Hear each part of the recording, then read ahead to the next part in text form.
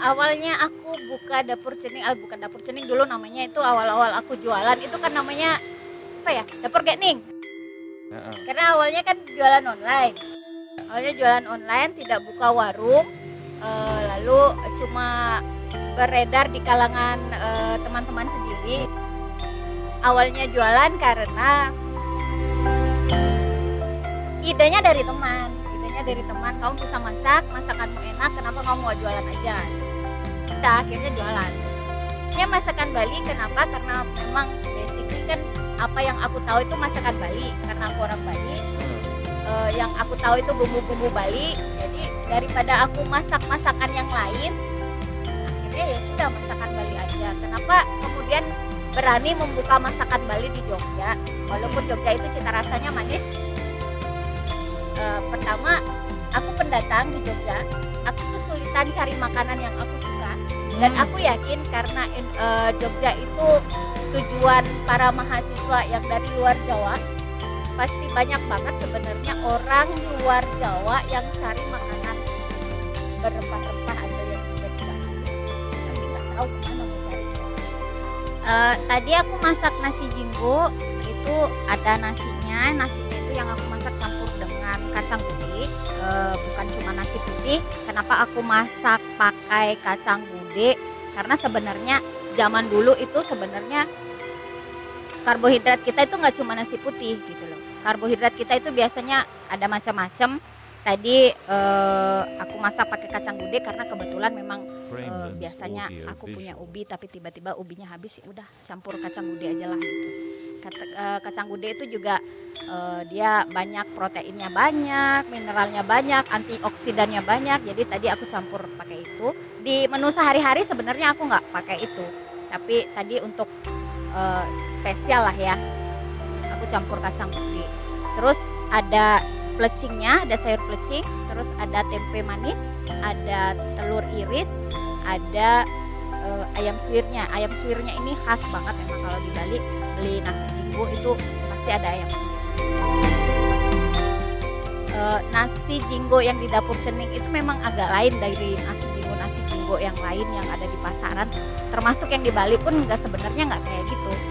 Tapi kenapa aku bikin yang kayak gitu, karena aku pengen porsi nasi jinggo yang agak seimbang sedikit, jadi ada sayurnya, ada dagingnya, ada nasinya gitu. Karena kalau di Bali sendiri itu nasi jinggo itu cuma nasi, ayam dikit, telur dikit, tempe dikit, kadang nggak pakai tempe tapi pakai mie goreng, terus kemudian pakai serundeng. Jadi nggak ada sayurnya. Terus saya berpikir kalau makan di tempat dan nggak harus dibungkus dengan daun, rasanya sayur harus dimasukkan. Jadi akhirnya saya nambah menu plecing ke dalam nasi jinggo. Di dapur cening jadi ada plecingnya, terus nanti dapat sambal matahnya. Jadi komplitannya kalau di dapur cening itu kayak tadi. Kemudian juga tadi masak sup tuna, kemudian juga sate lilit tuna. Sup tuna dan sate lilit tunanya itu pakai bumbu rempah-rempah yang banyak itu. Rempah-rempahnya itu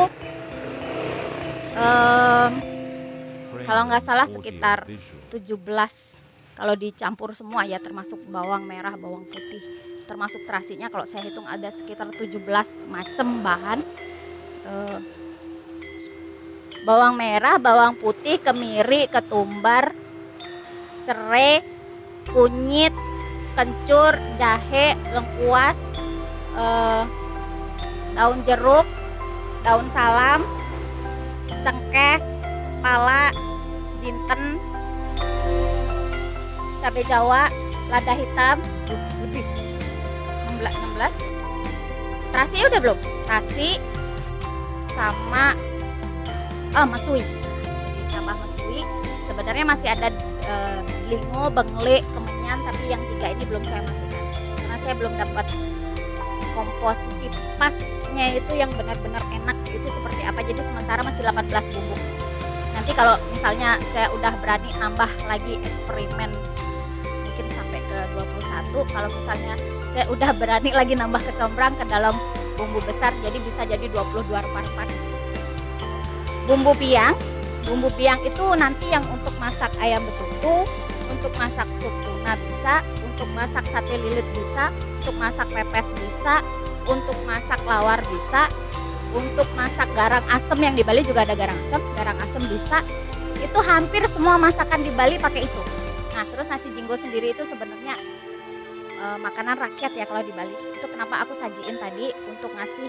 Kalau di Bali itu masakan yang bisa ditemui hampir di semua sudut kota atau daerah di Bali, itu masakannya kayak gitu. Ayam suwir ada, sayur plecingnya ya kayak gitu, tempe manisnya ya kayak gitu. Jadi itu udah masakan yang hampir semua orang di Bali udah tahu masakan itu, itu masakan Bali.